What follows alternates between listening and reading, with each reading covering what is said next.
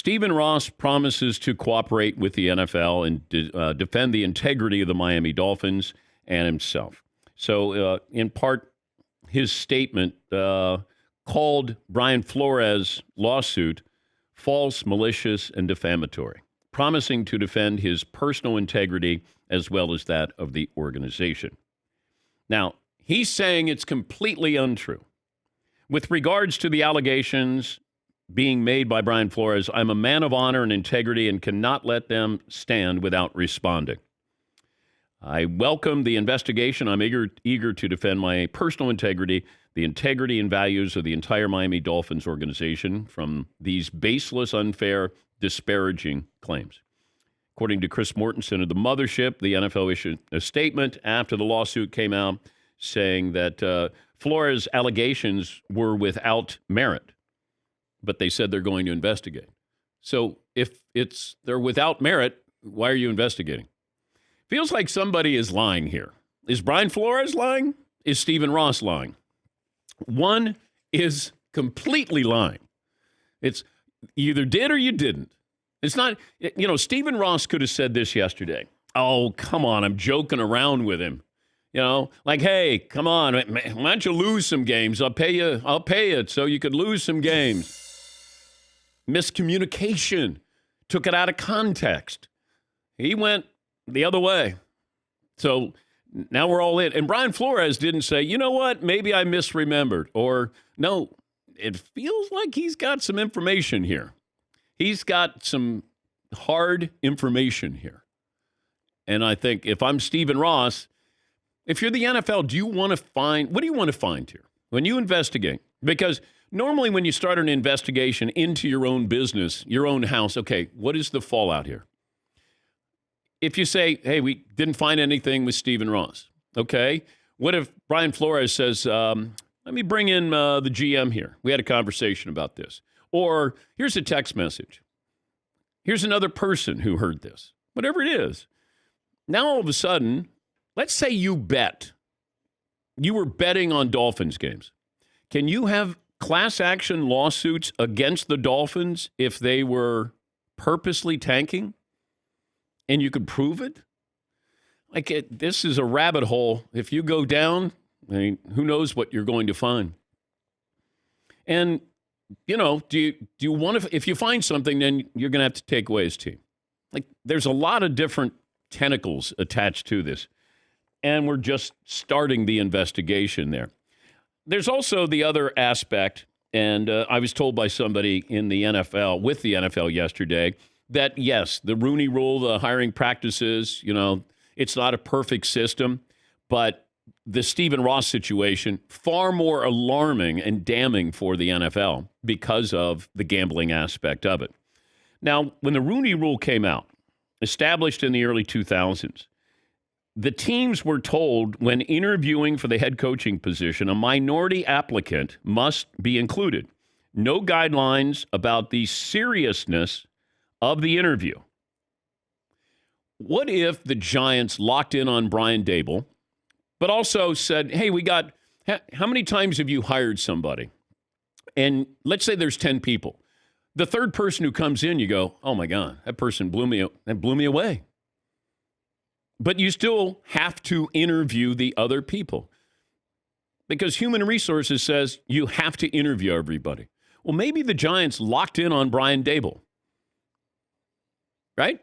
Plus, you don't want to lose him to some other team because when Brian Daboll, after they blew out the Patriots, Brian Daboll, it was reported, could have his pick of jobs.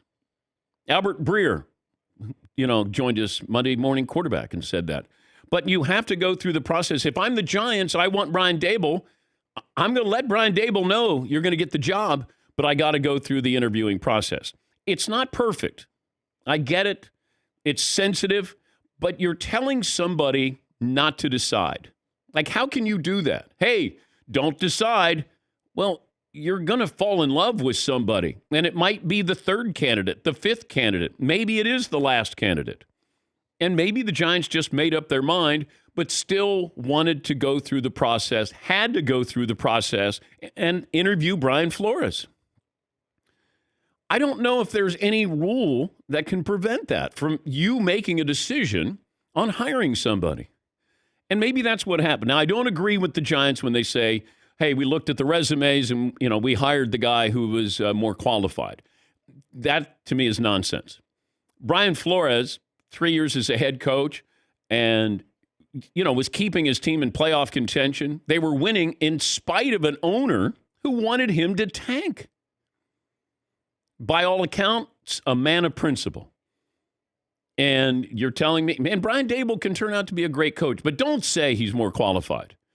You can just say, what we were looking for, we liked. He was the right fit for us. But Brian Flores, how do we know? Did you really interview him? How serious was that interview? And it's just like the Broncos. If the Broncos had locked in on Vic Fangio, but they still had to do the interview with Brian Flores, and maybe, John Elway and company didn't go in there, with the thought of, let's make this a serious interview. I don't know. Maybe you had to do it. They did it. Maybe they didn't do it in a professional manner. But once again, the Rooney Rule, this is what teams were told, that there's no guidelines about the seriousness of the interview. You hope that it's not a faux interview, but there are faux interviews. We've been involved in faux interviews. I was involved in a faux interview. Found out later that somebody was already going to get something. And you're going, okay. But the Rooney Rule, the reason why I was put in was because of situations like this, that you just wanted to get an interview. And they extended it to general managers as well. But so there's a lot of things going on here. And I feel bad for Brian Flores because it felt like he was a leading candidate. We were surprised he got fired in Miami. And then the Bears job came up. The Saints job came up. He was mentioned with 2 or 3 other jobs. And there's still openings. I think the Texans were going to interview him. But with everything that's going on, there's the Dolphins part of this, and then there's the Rooney Rule and labeling the Giants as racist. I don't know if you can label them racist. They made up their mind with Brian Daboll. And Brian Daboll does have a great resume.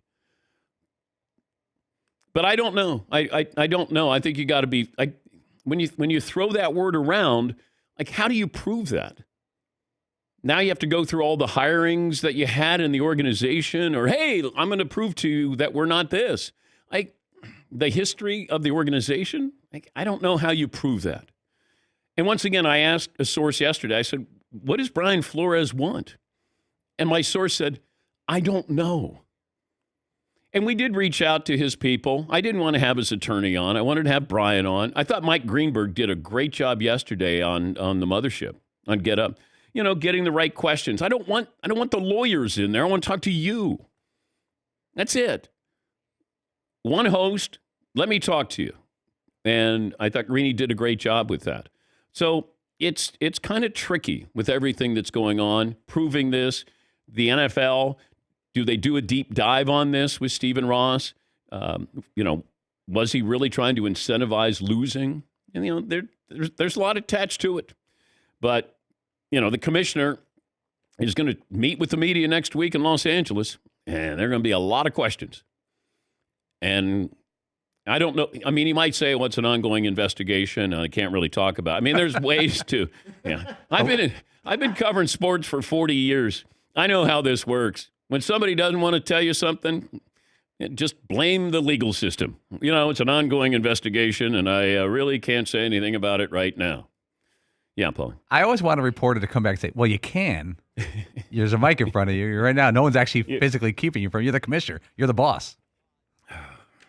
What a week ahead.